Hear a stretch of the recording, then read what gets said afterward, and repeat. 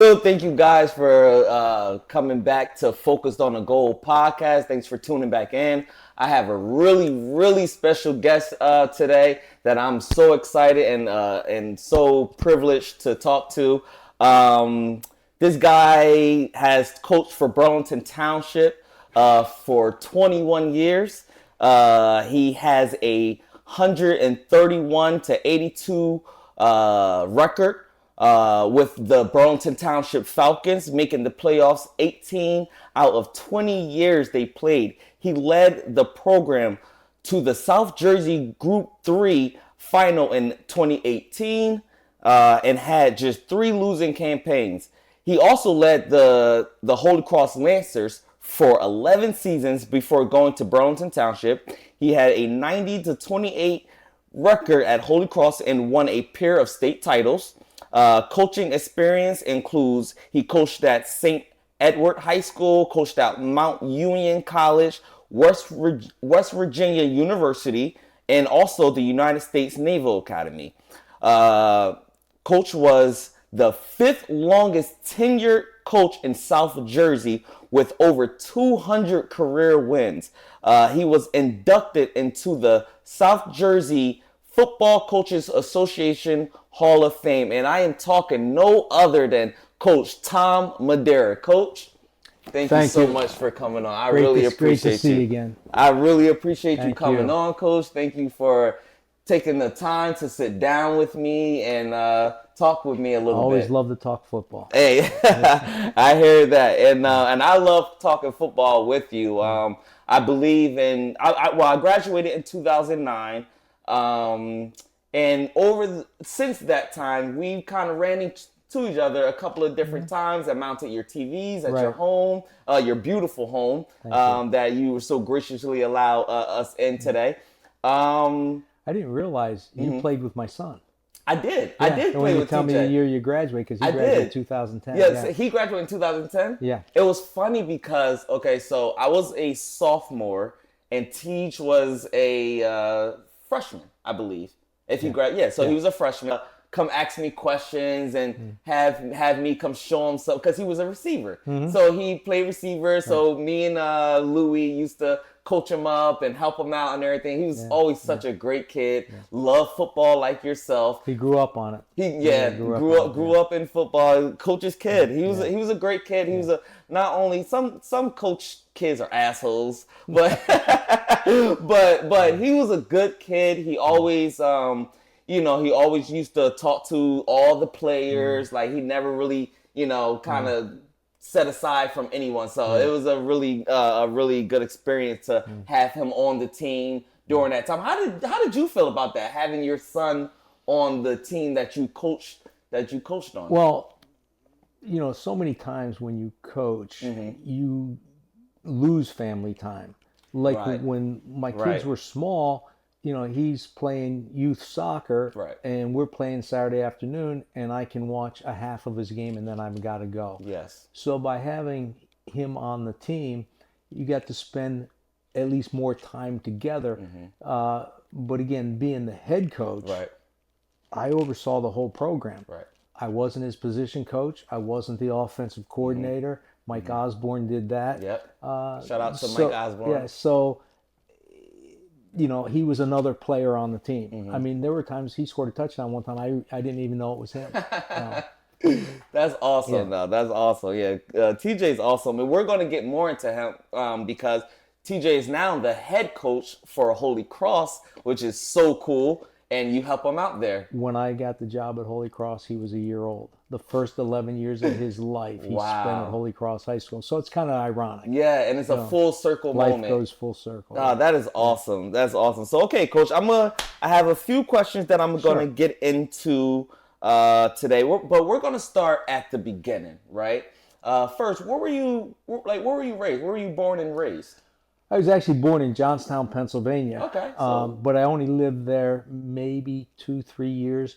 My dad was a coal truck driver, and he had the opportunity to get a job at Ford Motor Company in Lorain, Ohio. Lorain, Ohio was a big blue-collar town. U.S. Steel, Ford Motor Company, American Shipbuilding. So he got a job at the Lorain Ford plant, and we moved to Lorain, Ohio. So I grew up in Lorain, Ohio. It's about 35, 40 miles west of Cleveland, right on Lake Erie. Okay. Blue collar town. Nice. Did you play high school? Did you go to high school in Ohio? Yeah, Lorain Catholic High School. It no longer exists anymore, but went to Lorain Catholic High School. Played football there? Played football there. What position were you? I was a wide receiver and defensive back. Coach, I did not know you were a wide receiver. Yeah. Did you have hands? Oh, yeah. I don't know if they always work, but I had them. Yeah. Nah, that's cool. And you said you were a defensive end? Defensive back. Defensive back. Okay, so you're a skill guy. Yeah. No wonder why you used to chew us out in practice. Back then, I was doing all those protein shakes and everything, trying to gain weight. Yeah. And now I'm doing everything to try to lose weight. Were you like, because TJ was kind of pretty small in high school as well. It was kind of like that. You was trying to bulk up. Yeah, just in general, I was just average size. I wasn't as skinny as he was. Yeah. But I had a defensive back, wide receiver spot. Okay. Cool. So I now see why. Correct me if I'm wrong. I kind of now see why you're a Cleveland Browns fan. Oh yeah, I grew up in Ohio. Yeah, you grew up in Ohio. Yeah. So okay, that's cool. So okay, and we got to talk about that because the Eagles and the Browns are about to play in a couple of weeks. Yeah, I'll be going to that game. You'll be going to the game. Yeah. My daughter wanted to go, so we got tickets. Oh, I should have hit you up, Coach. I could have been going with you guys. All right. So all right. So that high school. Now, what about college? Where did you go to college at? Went to a small school in Ohio called Mount Union College. Okay. Now it's the University of Mount Union, but then it was Mount Union College. So you went to Mount Union and you played for them. You didn't coach for them? I coached for them too. You did coach for them eventually. Yeah, when I graduated from Mount Union, I got a job at a really great high school in Ohio, St. Edward's High School. Really? All boys school located right outside of Cleveland, 1,500 boys. We had two freshman football teams, a green team and a gold team. In the conference we played in, we played other Catholic schools that were all boys schools. And I remember my first year there, it was my first year on the staff. Mm-hmm. Last game of the season, we were playing St. Joseph's High School. Mm-hmm. And their tight end, I don't know if he played defense too, but their tight end was Mike Golick, who played for the Eagles, Notre Dame, and the Eagles. Yeah. Right. So, I was fortunate to get a great high school situation athletically. I was a U.S. history teacher, assistant. I was a wide receiver coach on the football team, and basketball. I was a varsity assistant and head JV coach. Oh wow! Yeah. Okay. And I did that for 2 years, and the opportunity came that Mount Union was looking for a coach, and the head coach called me up and asked me if I was interested. And next thing you know, I ended up back there for 4 years. Wow! So. Was that your first coaching gig? Well, my first coaching gig was St. Edward's High School for St. Edward, okay. And then, I went to Mount Union in 1980, the season in 1982, and that was my first college situation. Right, yeah. Right. And that was interesting to me because I saw that you went from college and then you went back to high school.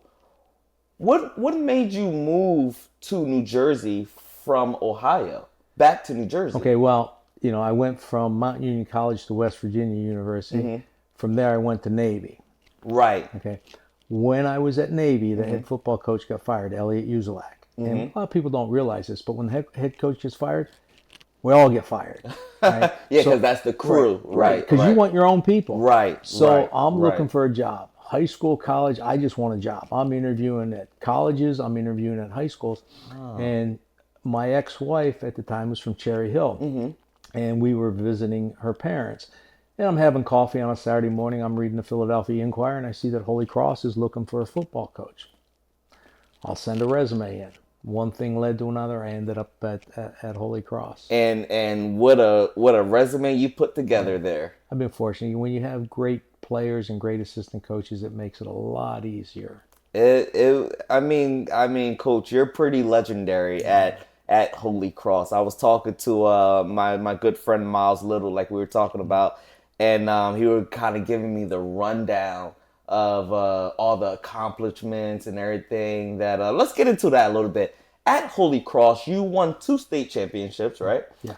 One was really important. You won over Don Bosco, I believe. Yeah. What was the significance of that win and that championship? Well, Because that was a really winning. Well, the first state championship in 1992, that was the only undefeated team in the history of Holy Cross. Wow. But back then, they considered it a state championship, but it was parochial A. They had parochial A, parochial B. Okay. A couple years later, they decided that, okay, we're going to have parochial 4, 3, 2, and 1. So they took the 10 biggest teams in the state was parochial 4. The next 10 were parochial 3 on down the line. Well, Don Bosco, Bergen Catholic, Montvale, St. Joe, Del Barton. They were beasts. They're second to none. And, we played probably 5 times for the state championship in 11 years. Wow. And we won 2 of them. So you were making it. Oh, yeah. We played. You remember Coach Osborne? Yes. What year did he graduate? If you remember, or played for you? Well, this was the season of '96. We played Bergen Catholic for the state championship in the Meadowlands. Okay. Mike returned the opening kickoff for a touchdown. Nice. But Shout out Coach Oz. But he stepped out of bounds on their 38-yard line. Just stepped on the line. Oh, no. First play, we give it to Avon Coburn, and he runs it for a touchdown. But we were playing in a pouring down rain. Mm-hmm. You know how we like to throw the ball. I mean, the balls are wet, and they were getting waterlogged and everything. But it was a heck of a game. Yeah. But, when you talk about Bergen Catholic and Don Bosco, like the Don Bosco game, both tailbacks played in the NFL. Wow. Ryan Grant played for Green Bay. Wally Lundy played for Houston. They're probably, I'd have to sit down and go over. Ryan Grant was for Dom? Yeah, Don Bosco. I did not know that. There probably were 7 or 8 Division I football players. Wow. Mike Teal came in at the end of the game, who quarterbacked Rutgers. Right. He was a freshman that year at Don Bosco. Right. We had a linebacker, outside linebacker that played at Pitt. Our quarterback played at Westchester. Right. We had a wide receiver go to Youngstown State. I had a wide receiver go to Iowa. Nice. Their wide receiver went to Cincinnati. I mean, their defensive end went to Boston College. I mean, you talk about a loaded team for both times. And, you guys were just going at it. Yeah, it was just we were down 19 points at halftime.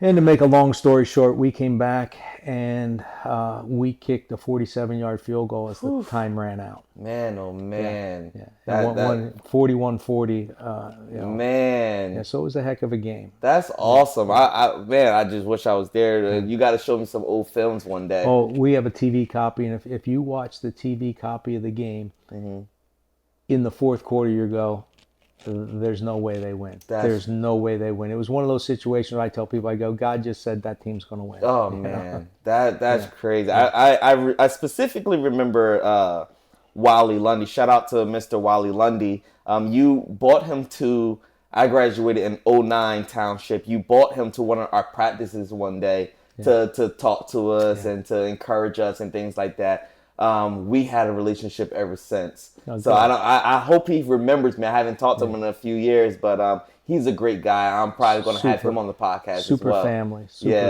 Yeah, he's awesome. He's awesome. Speaking of family, and you mentioned it a little bit. Just trying to get into your early life. You were married.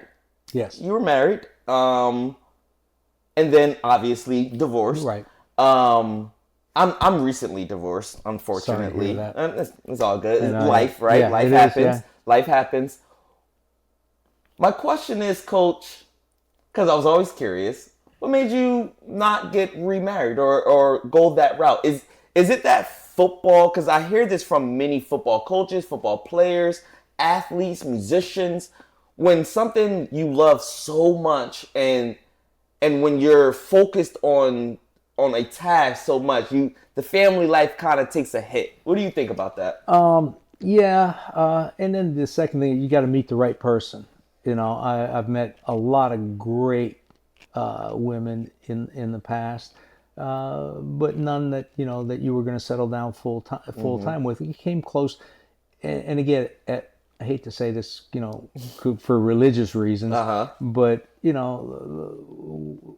at this age, don't even have to get married, because when you think about finances and things like that, you're thinking, okay, I want to make sure that my kids get my stuff and her kids get her stuff. Right. But once you get married, now that intertwines things. Yeah. So it makes it a bit messy. Yeah, I've had girlfriends, but Coach. Nothing to get, nothing. Yeah.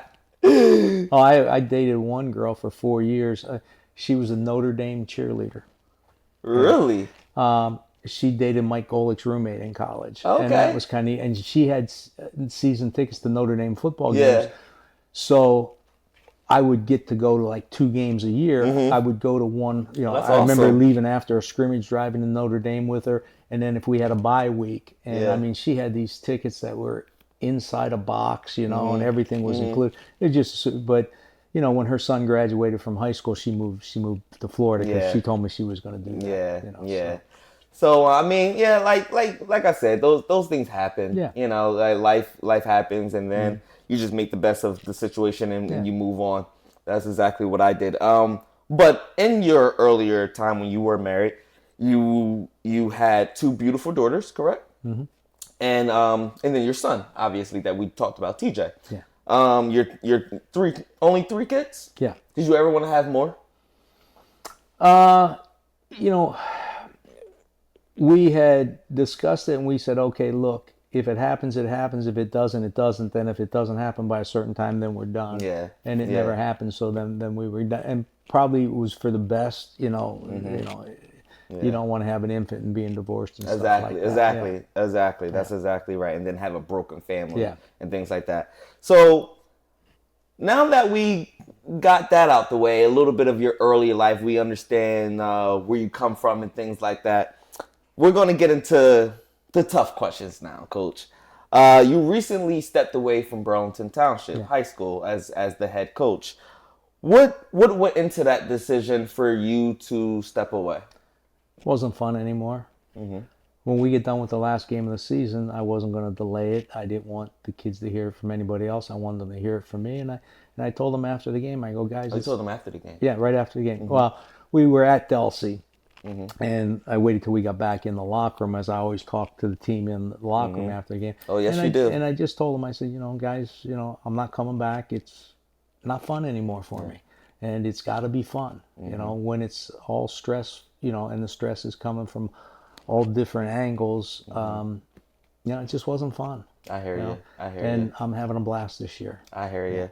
Coach, we talked about it a little bit, but speaking of like how coaching can be stressful, and because it's not all when you're dealing with the high school level, it's not all the kids, it's not all the situations around high school football, but sometimes it could be the parents, sometimes it could be other outside sources. So how did you deal, and on the high school level, even at Holy Cross, how did you deal with the annoying parents that, hey, why is my kid not playing, Coach?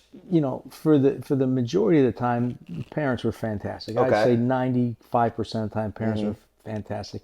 And my feeling is I don't owe anything to the parents. I owe it to the players. Right. And I've always told the players, best players play no matter what. Yes, you did. Best players play. And I can fool mom and dad. I can fool the teachers. I can fool the students. You can't fool the team in that locker room. Right. If the team in that locker room feels that you're playing favorites, right, they're going to have a problem. But if they go, you're playing the best guys possible, they're not going to have a problem with it. There's nothing they can really say. Yeah, and so I felt, my loyalty was to the players and players only. And I always dealt like that my whole time. Like, I'm not going to worry about what other people say. Because people are prejudiced. My kid is this, my kid is that. Mm-hmm. But, you do what's best for the team. But sometimes you get in a situation where just for team chemistry, it might be a little bit better if that kid plays over that kid because of for team chemistry, But you always try to do what's best for the team. Yeah. Yeah.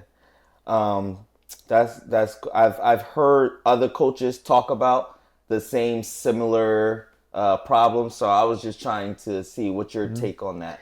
I also told the kids this too. I don't know if you remember this, but I would have team meetings with them. I said, hey, look, if your parents come to me and talk to me about playing time, it's going to decrease because even if you deserve it, if other parents find out, well, so-and-so talked to the coach, and now his kid's playing more.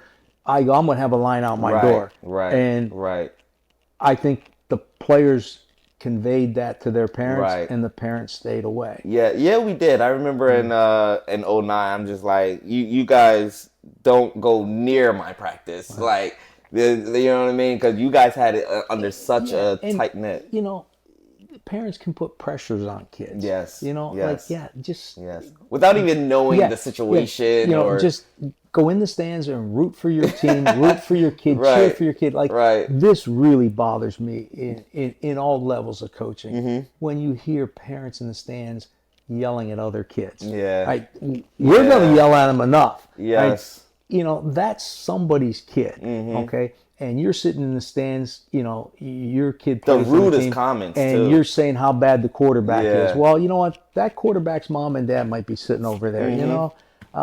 Just cheer for your team and be good. But and relax. It can get ugly sometimes. It can. Yeah. It really can, especially those high tense games. Yeah. I think I came in, when I was playing for you, I think I came in at a great time. And correct me if I'm wrong, but so I came in at 05 as a freshman, left in 09. But in that time span, I think you played Holy Cross for the first time ever.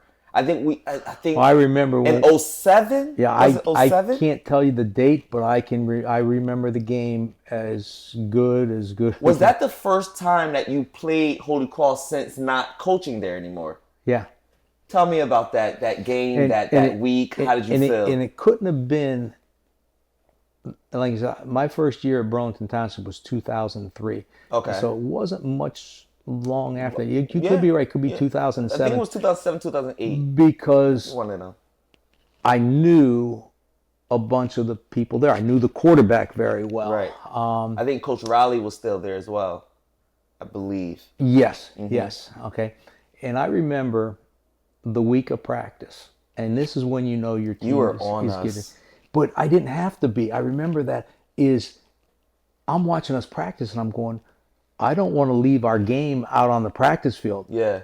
But the practices that week, I never had to say a word. They went full go. They did everything. They wanted that game. Yeah. I was a part of those practices. Okay, yeah, okay. And we did that because we knew how much it meant to you. Yeah. And if you remember that year, unbeknownst to us, we used an ineligible player. Yes. So we had to forfeit some games. Yes, I do remember that. So, and it happened right during that week. Yes. So mentally, you know, you're worried about that. But when we get on that bus, we played a Saturday night. When we get on that bus, when we got to, you know, just getting ready to go, you could have heard a pin drop. Nope. We got to that locker room, you could have heard a pin drop. Yep. And I knew, we're ready to play. We take the opening kickoff, and we go right down the field. We had Kashif at tailback. He scores, make it 7-0. Yep. And I told you, Miles, it was Kashif that scored and not Gerald. Yeah. Yeah. Oh, and it's funny. Gerald broke a long run. Yeah. And when Gerald breaks one, it's over. Oh, yeah. He breaks it down our sideline. Yeah. I put my hands up like it's touchdown. Yeah. Gerald Swain. Shout out to Gerald Swain. Mark Singer runs him down on the 20-yard line. Yeah. And I remember. Mike Osborne put in a boot pass, and we had Matt Hoffman at tight end. Yes. Mike signals the play in, and Matt sees the play and turns around before Mike finishes. It was boot pass. And so Matt never went out for the Matt Jeffers boots out, and Hoffman would have been wide open for a touchdown. But it made it better. Yeah. You know, the last drive of the game, Holy Cross goes down to about our 38-yard line with 4 seconds to go. They throw the ball in the end zone. Tony Morgan intercepts it, takes a knee, and you know, and I also remember this too, you know, which people get mad at, whatever. Our student body that were there jumped the fence and ran on the field. You know, we knew how big it was. But that's what high school football is all about. You know, you watch college football and they rush the field. Yeah. You know, that don't usually happen in high school, but you know, that magnitude. You got to let kids have a good time too. Yes. You know? So that game was special, and just, you know, they were averaging, you know, I want to say 45 points a game. Yeah. We held them to 3 points. Yeah. That's a shout out to, you know, to Matt Hoffman, Big Ant, Roach. You loved Roach. Kyle Roach. Yeah, because I go, there was three of them. Yeah, there was Mike, Kyle, and Brandon. Yeah, Kyle was the oldest Kyle. one. And, there was Kashif, and then probably one of the best corners I ever had was Kashif's cousin. Aaron. Yeah. I still talk to all those guys till this day. Yeah. Aaron. Yeah. That was a crazy game. Yeah. And I believe that game, that year started, we played them, to my knowledge, we played them every year after that. Yeah, for about 4 or 5 years. About 4 or 5 years. Yeah, so and all of those games were pretty epic. Well, here's another epic one. Well, and this was, I never lost at Holy Cross with Burlington Township. I remember. Yeah. Well, we're getting beat. And we're getting beat by 5 points late in the game. And I call timeout. And I go, hey, look, guys, if they get a first down, game's over. Yeah. If they don't get a first down, we're going to get the ball back. Not a lot of time, but we're going to get it back. Right. Well, two things happened. On 4th down, they decided to take a safety. They snapped the ball out of the end zone. No time ran off the clock. So I look at the clock and I go, okay, we got a great kick return. If we get a decent return, we can try a long field goal. We got a pretty good field goal kicker. Right. If we don't get a great return, we can throw a Hail Mary. They kicked the ball. We had a double L return on. Double L. And I remember to who. They kicked the ball to the far right sideline. I think it's going out of bounds. Yeah. Kadar picks it up, and he's coming double L. Yeah. I'm running across the field. I'm going to get to that blocking. Machado, does his job, pushes it inside. Yep. And when Kadar hit that seam, you're not catching Kadar. You're not catching them. You're not. Yeah, so we return the free kick or the kick after a safety for a touchdown and beat him. Just unbelievable game. Coach, that was another field running. Like all the kids ran onto the field. I think Coach was on there. As old as I was in the end zone when because it was the last play of the game. It was literally the very last play. Like that game ended everything. It was over. Probably should have been about 4 seconds left on the clock. I think the officials we're out of here. We're out of here. Yeah. That was amazing. Kadar Homan. Shout out to Kadar Homan. I don't know. I know he's in the NFL right now. He's with Baltimore. Yeah. Okay, I didn't. The last time I checked, he was with the Texans, but now he's with Baltimore, and they have a pretty good team too. So good for him. Yeah. And speaking of Kadar, who made the NFL, we were before we sat down and everything. We were talking about all the NFL players that you coached. We have Kadar Homan. Who else if you remember off the top of your head? Well, who else? From Township, you have Kadar and Rod Streeter. Rod Streeter. Shout out Rod Streeter. And I think, I can't remember the number of years, but I'm going to say it's around 8. He was with Oakland. He was there, ended up being their number 1 wide receiver. He was with Kansas City for a little bit. He was with San Francisco, and then I think 2 years in Cleveland. And now he's a scout for the Philadelphia Eagles. And like I said, I'm prejudiced, but I could see him being a general manager one day. He's got that in him. He's got that. For sure. And then I had kids at Holy Cross. My first year, I had Brad Costello was my fullback. Okay. But he ended up being the kickoff guy, the long field goal guy, and the punter for the Cincinnati Bengals. I had Kevin Landahl play with the Jacksonville Jaguars. I got another good story. Brian Pukenis, he's with the Giants, and I see in August that he quit. I'm like, Brian, you had a great chance of making this team. Yeah. He goes, Coach, I just got into med school. He goes, I could get cut, or whatever. He goes, I'm going to med school. And now they call him Dr. Pukenis. Good for him. Good for him. So people make the right decisions. Yeah. Wally Lundy. Avon Coburn. Yeah. And what team did Avon play for? Avon was with Detroit for 2 years. You know what? And then they traded him to Miami. Yeah. And a month after he got traded to Miami, Miami signed Ricky Williams. Yep. So they cut Avon. Yep. Avon goes to Canada, plays in Canada for I want to say 10 to 12 years. Yeah, I remember. I think, I could be wrong. I know at least once, maybe twice MVP of the Grey Cup. Yeah. So he had a tremendous career and he's doing very well.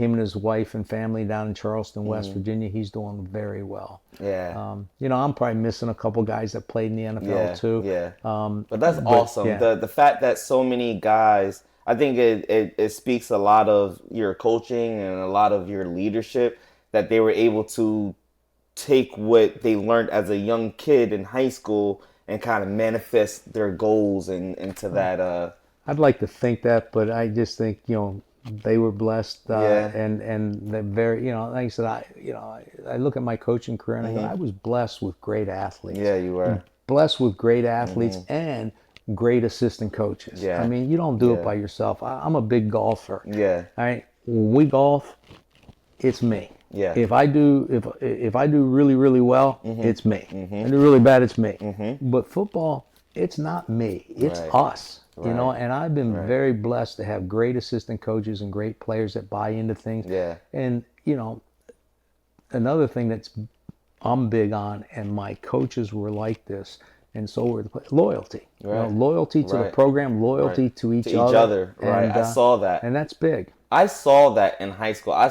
Because a lot of, when I was playing for you, a lot of your old players were now your coaches. Right. Coach Oz, he was your offensive coordinator. I believe your linebacker coach was Joey Harper. Joey Harper. Oh, I love Joey. And Johnny Marino. Coach Joey. Yeah, and Joey and Coach John. And Ryan Wolverton came over and helped out. I don't think Erico played for you, but no, Erico was here working in Burlington Township. Right. And I think he was on the staff before, and we kept him on, Dan Hausman on. Nice. But again, you talk about another loyal guy. Rick has been with me for 20 of the 21 years. Yeah. He had to take 1 year off because his dad was sick, but I would count that as he was still with me. Right. You talk about a loyal guy, he would do anything for you. I think you kept that spirit in Township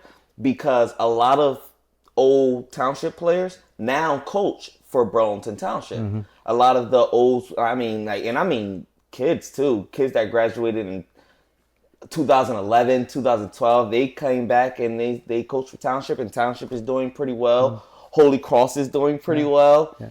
And we got guys that are just into coaching, like DJ Golden, my first wide receiver. He's a coach at Paul VI. Yeah, I just spoke with DJ quite a few months ago, and they're doing great over there. Yeah, DJ was a great player. Yes, he's another one that could have possibly made it to the NFL. Yeah, he was very very good, and his son played for TJ at Holy Cross. Did he already graduate? Yeah, he graduated a couple years ago. Maybe 2 years ago. So TJ been coaching for the last 2 years. Yeah, I think he's been the head coach at Holy Cross. I don't know exactly, but 4 or 5 years. That's so awesome. As head coach. I want to say 4 years as head coach. Awesome. I could be 5, but I don't know. I lose track. And real quick, an honorable mention, Bobby Giles. Bobby was special. Bobby was special. Because it's funny because I get kids to this day. They're arguing who's the best, who's the best. Yeah. And I go, well, we had a kid named Bobby Giles. And Bobby Giles. They don't, because they think, I go, you don't understand. There were some guys here, and Bobby, the thing that made me mad about Bobby, his parents started him school early. He was, I think, 17 years old when he graduated. Okay. Like, he was young. I'm like, if we would have had him for another year. Right. He was special. And it's so crazy. He was like a man amongst kids. And he was young. Yeah. That was crazy. He ended up going to Monmouth. He had a pretty good career year at Monmouth. Yes, he had a pretty good career, football career. And I've seen him every now and then. I think he's military, travels a lot. He looks like he could still play. Yeah, he does. Yeah. He does. Bobby he's a great guy. When I was a freshman, he took me under his wing as well and kind of showed me the ropes. So I kind of wish. I really thought he was going to make it to the NFL. I really did, the way he played. That's just so hard, even to make it to the next level. Yeah, it's so tough. It's so tough. So it's funny that we're talking about all the kids that played for you. Miles wanted me to ask you, give me your top 5 players. That if you can, that's so tough because kids ask me, who's your best quarterback? Who's this? Who's that? It's so tough. Like, even it's hard to, like people say, like about the NFL. Now, Jimmy Brown, this, that. I go, I'll go by decades or eras. Okay. Because 1960s was different than 1990s. Yes. Okay. Yes. So even back then, to name top 5 players would be so difficult because we've had so many great ones. I mean, so many great ones. And and people even at school, well, was this team better than that team? It's hard to say because again, what schedule did you play? Things like that. Probably, one of a special team that I had was the 2014, my second year there. And again, we're a Group 2 school, all right? And we're playing Woodrow Wilson, we're playing Camden, we're playing. Who was your quarterback? That year was Jeffers' brother. Jimmy Jeffers. No, Jimmy was my second year. He was my 2 years, 2003, 2004. Right. And we beat Camden Wilson. There's John Gruden on TV there. There you go. Yeah, I remember you telling me. Yeah. So we're playing, all these schools. And I remember Mike Gersey, assistant superintendent, apologizing to me because it's my second year. He goes, I didn't expect us to be playing these schools. I said, Mike, I'm going to tell you something right now. We're just as good as these schools. Yeah. We may not win, but we're just as good as they are. And I think we finished 8-3 that year. We beat Wilson 17-14. We beat Camden 14-12. And no, we beat them 14-13. Nice. Because they were up 13-0, and we scored to make it 13-7. Nice. No, I'm sorry, 14. We won 15-14. We scored in the fourth quarter to make it 14-7, and I saw how hard they came off the edge. So I told myself, I told Jimmy, Jimmy, we score again, we're running 42. Yeah. We scored with 2 minutes to go in the game. They brought the house. Jimmy steps up, throws it to Bobby Giles. Next thing you know, it's 15-14, and we won the conference championship in that game. Yeah. That's awesome. So Bobby was playing since he was a freshman, sophomore for you. I'm wondering if I had him 2 or 3 years. I can't remember. It's such a long time. But I know he played at least 2 years for me. That's so awesome. Yeah, so those were the teams that we were playing, and we were, like I said, we were Group 2. Like when we got Small, in the class, but we were Group 2 school. Yeah. Coach, what made you want to even start coaching in the first place? I've always loved football. From the time I was a little kid, I'm a big Cleveland Browns fan. I'm watching football on TV. Yeah. Back in the day, older people realize this, but when I was in high school, you'd stay up to watch Monday Night Football for one reason. You want to watch Monday Night highlights. You didn't see, there was no ESPN. You didn't get to see everything, every game. The very first Monday night game, was the Cleveland Browns and New York Jets. One of my coaches was a starting offensive lineman for the Cleveland Browns. Wow. Joe Tafoni was a starting offensive lineman for the Cleveland Browns in that game, and then coached with me at Holy Cross, and actually helped out at Township for a couple of years. Yeah. But I so-called watched that game listening to it on the radio. It was blacked out in Cleveland. Okay. There was 87,000 fans in the stands. Wow. But back then the NFL had a rule that home games were blacked out whether it was sold out or not. Oh, wow. So you listen to things on the radio. And I think kids miss that nowadays. Yeah. Like they have to see everything. Yeah. Like when you listen to it on the radio, you kind of get an image in your mind. Yes. They go, okay, the Browns will be kicking off. They'll be moving left to right on your radio dial, and you're kind of like, so there's kind of neat things. Yeah. So it started for you as a kid, huh? As a kid, I love football, and so when I was going to go to college, I go, okay, what can I do? And again, you're asking a 17-year-old kid, what do you want to do for the rest of your life? 10 years later, I might pick something else. I might have been a financial advisor or something because I love that too. But back then, I didn't. Okay. Yeah. So I go, look, I want to be a football coach. Yeah. Well, how do you become a football coach? Well, back then, all my coaches were high school teachers. So I go, okay, I'm going to be a high school teacher.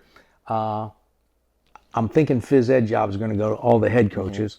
So my favorite subject is history. So I'm going to major in history and phys ed and get those degrees so I can do either one. But I said my first job was teaching history. Okay.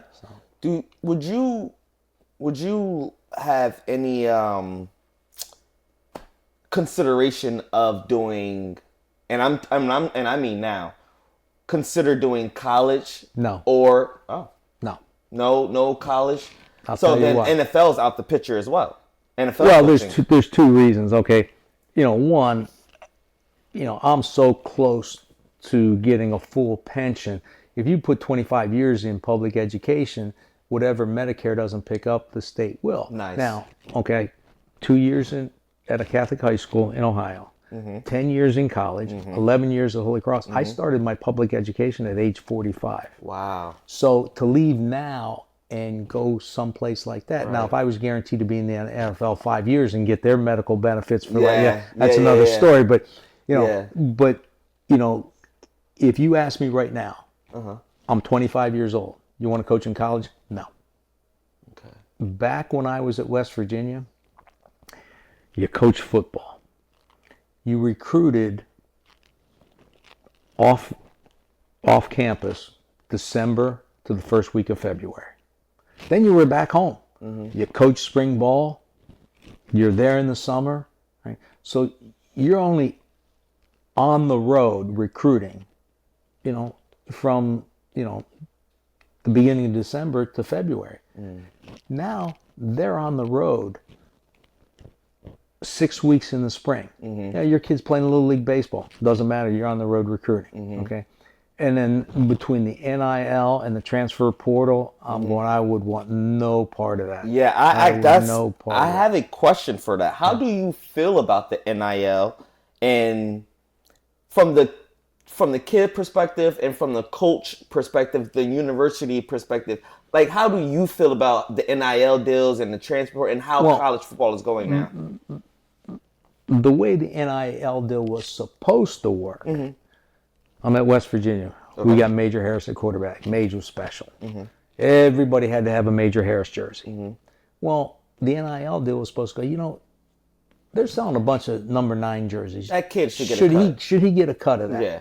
Now it's not that. We're going to give you $100,000 just to come to school here.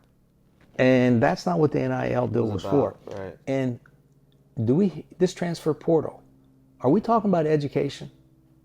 Okay.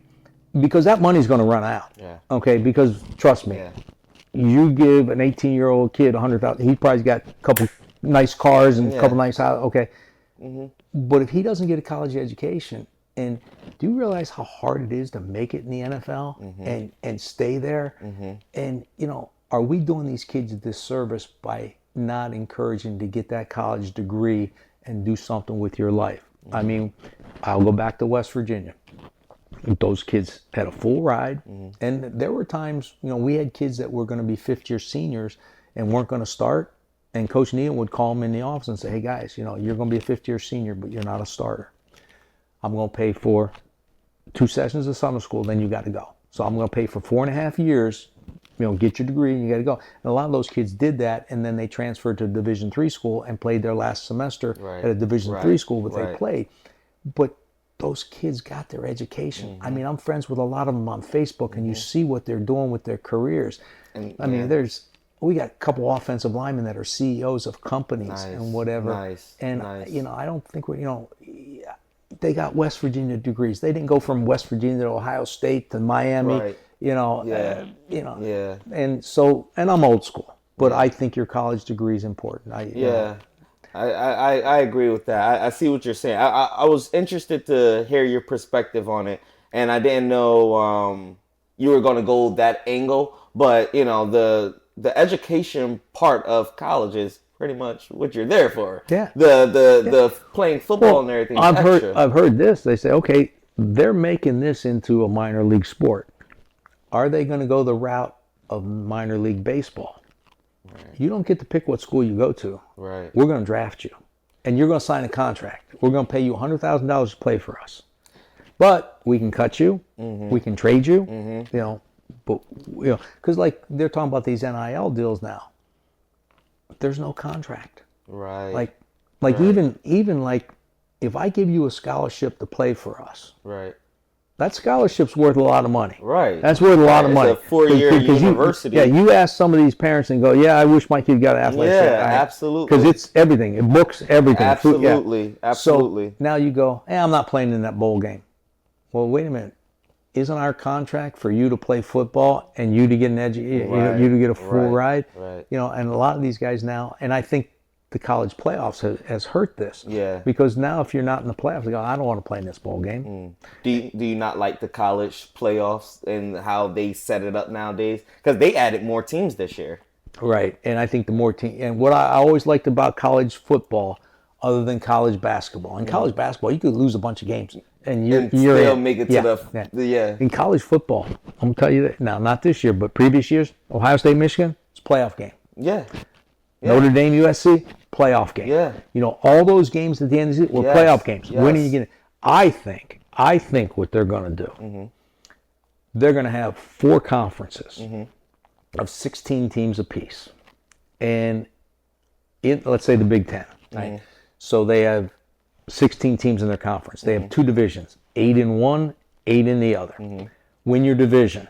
Right. Now you play each other for the conference championship. Right. Conference champions. Now you got 4 conference champions. Right. There's your playoff. So actually, that's your playoff. Yeah. You still get the same number of teams. Yeah. And then people are going to argue, well, you could have 2 of the best teams in the same division. That's life. Yeah. That's life. Yeah. You got to do it. That's football. That's life. Yeah. Yeah. No, I hear you. Yeah. It's tough nowadays with the college and what they're doing with college sports, because I think the kids are. I don't mind the NIL as much as I mind the transfer portal. I got a kid, he's really good, and then he goes to this school. Yeah. And then he transfers again. Like, who's who? Yeah. Like, who am I rooting for anymore? Yeah. And again, the NIL was supposed to be for, and then when we talk NIL, we're only talking football and basketball. What about all these other sports? I just worry what happens, because if it gets too expensive to do, colleges go, you know what? Yeah, we're not going to do this anymore. Like, we're going to drop this sport. We're going to drop that sport. So, Coach, I got a question for you. Yeah. We used to play either Friday night in high school or Saturday morning, Saturday afternoons. That Friday during school, you used to have all your players dress up in suit and ties. Yeah. And if you didn't dress up, you didn't play. Right. You did not joke around with that. So much to the point, I came to school every day with a suit and tie. Sometimes. Well, some of the guys, I was so nervous. Like, you talk about Bobby Giles. I remember Bobby. I mean, he walked down the hall and like, he lived like $1 million. Yeah. Like he took it to extremes, and some of the players took it to extremes. Yeah. My thing was, I guess it was from spending so much time. I spent 10 years in college. Like when I was at West Virginia, whenever we got on a bus, we had to be in a suit and tie. So it comes from we went to dinner, West Virginia. But then when I got to high school, I go, let's make game day special. Right. Like, you wear your jersey. You put your jersey on tonight. Right. And then I tell kids this too. I said, when you're dressed up in class like that teacher looks at you a little different. They really do. And my whole thing to them was, I want it to be special. I want game day to be special. Yeah. For us to be locked in. Yeah, just and I think you are locked in. I think it's tough being in school on game day because you gotta still concentrate on biology and algebra and everything else. Yeah. But I just wanted it to be special. I wanted, whether kids bought into that or not, I don't know. But I know some did. Like I said, I see some of the kids the way they dressed up, and then I had some kids tell me they'd come to see me. And again, I don't have any problem with this, Coach. I don't own a pair of dress pants. Yeah. Okay, wear your nicest jeans. Coach, I don't have a tie. So Coach Erico and I used to bring in a bunch of ties. Coach Howe of stuff we didn't wear. Rest in peace, Coach Howe. Oh, he talk about a loyal person. Yeah. You talk about a loyal person. Al Howe was loyal to Burlington Township, was loyal to the kids, was loyal to me. Yeah. Miss that man. Me too.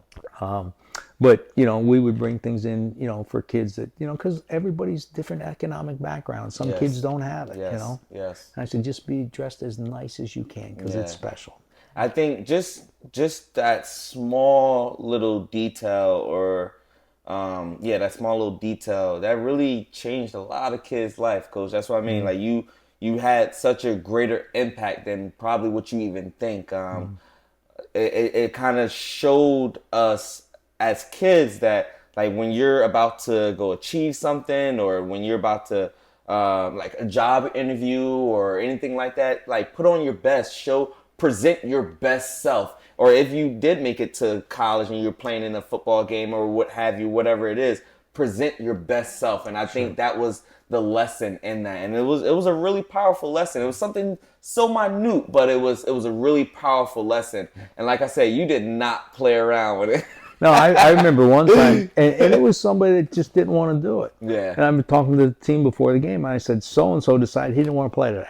I said, I don't know why. I said, but he made the choice that he didn't want to play. Yeah. And it's amazing when you do stuff like that, how the other kids respond in terms of stepping up. And I was also a big believer.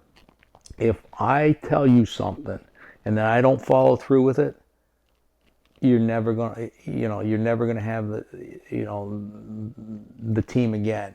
Like when you tell them that, hey, I'm gonna do this. If you do, and then you do, they know, like, hey, he's not playing around. Yeah, I've been there. Yeah. I've been there, and I know we got to get you going, Coach. No, we got time.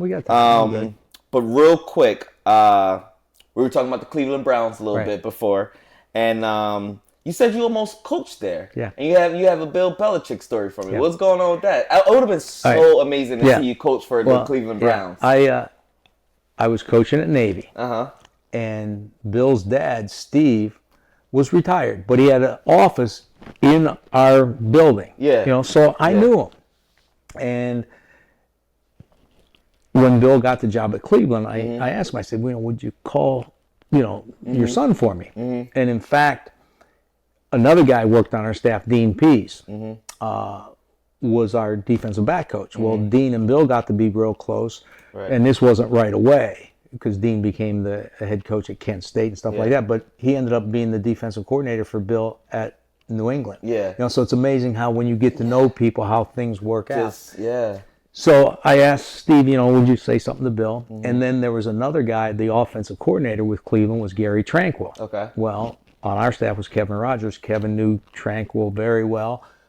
My probably best coaching friend at West Virginia was Bill Kurlavich. Him and Gary Tranquil were real tight. Nice. So they called Tranquil for me. Now, the job I was applying for was as low level as you can get. Okay. It was a low level position. Okay. It was like, we need you to pick somebody up at the airport. We need you to do this. We need you to do that. Now, you're still going to coach on the field, as like you help out somebody, but you're going to start, low level. We ain't going to pay you much money. So Gary Tranquil calls me and goes, hey, he goes, we're bringing in a guy today to interview him for the position. We're going to offer him the job. Nice. Okay. He goes, if he doesn't take the job, Bill told me to call you and bring you in. I said, okay, good. Okay. Well, the guy took the job. And the guy that took the job was Eric Mangini. Oh, wow. Now, guys in that position, was Jim Schwartz, Eric Mangini. I think this guy, Scott Pioli did the same thing.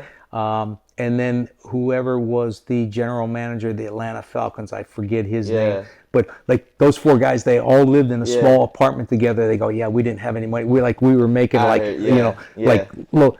But that's why sometimes I get mad at people. They go, well, coaches make all this money. Well, we didn't start out making that money. Okay. There's times like when, I would take a step back in pay, knowing that, hey, 5 years from now, it's going to pay off. So, you didn't start out making that money. But those guys, because they did a special on ESPN with it, and like how they all live together, and they go, well, we can't afford cable TV. And then somebody goes, well, why the hell do we need cable TV anyway? We're never here. We come here to sleep, and that's it. So. Well, Eric Mangini eventually became the head coach for the New York Jets, right? New York Jets. I think he was the head coach of the Cleveland Browns too, and now he's an NFL analyst. That's awesome. That's awesome, Coach. Well, it's been a pleasure. one last thing, and I'm sure a lot of your former and my ex teammates is gonna want to know this. You used to have a famous line. You would get so upset. You would go, "Damn it to hell! Yeah. Damn it to hell!" Yeah. Coach, where did you get that from? Coach Nealon at West Virginia. Yeah. Okay. Yeah. I mean, okay. like I used to got like, "I'm not your mom. I don't love you. Yeah. I'll beat you like a redhead stepchild." And it's you had amazing. so many on Facebook. Like Sean Wright. Like he goes, "Coach, I still say this today. Yeah. Don't tell me how rocky the sea is. Just bring in the damn ship." And I never realized how much the players pick up on that. And they'll say, "I still use this today." Still to this day. I think just random. I'm just like something stuck my toe. Damn it to hell! Yeah, and again, I just remember hear Coach Nealon saying it so much that I started saying it at practice. That's so cool. Yeah. That's so cool. Well, Coach, there's a lot more that I want to get to, but we'll save it for next time. All right, I think I want to have you and TJ on next time together. Yeah, that would be pretty cool. Yeah. That would be pretty cool. So, TJ, if you're watching, you're next, my man. So I really appreciate you, Coach. Thank you for doing this with me. Thank you for having me. I love talking football. Yeah. I could spend 3 hours talking football. Too. Yeah. Me too. And you bring back a lot of great memories that we had. Yes. Some of the games we played, some of the teams we played. We had some great kids. I mean, and great times. And they're not kids anymore. But I still look at them as kids. I know you do. And I go, "Coach, I'm 40 years old. I got 3 kids." But like you said, the other day I had a female referee, and she comes up to me and she goes, "Yeah, I had you in phys ed class," and she goes, "Yeah, I'm 38 years old now," and I'm like. And we all have our own kids. Yeah, exactly. Yeah. It's amazing to see you still coaching. It's amazing to see what you and TJ are doing at Holy Cross. I wish you guys the best of luck there. Thank you. It's been fun. It's really been fun. And that's exactly what you needed. That's what you wanted. So I hope that you guys go out and win it all this year. Thanks, hope all the players get healthy and everything, and you guys stay at it. Coach, I really appreciate you. Thank you. I appreciate you. Pleasure. Thank you, Robert. All right, you guys, listen, this is another episode of Focused on the Goal podcast. Thank you guys so much for tuning in. Remember to please get your TVs mounted. We are sponsored by South Jersey TV Mounting. If you would like to get your TVs mounted, go ahead and call 609-284-3043 or visit us at southjerseytvmounting.com. You got anything else, Coach? Yeah. 2 of my TVs, this man mounted and did a fantastic job, especially the one outside. Well, thank you, Coach. I appreciate that. I wasn't going to mention that, but thank you so much for that. So you guys, please, if you need anything from me, I also do painting and we mount anything. So if you need that service, please give me a call and I'll be right there for you. So thank you so much for your time, and you guys have a great rest of the day.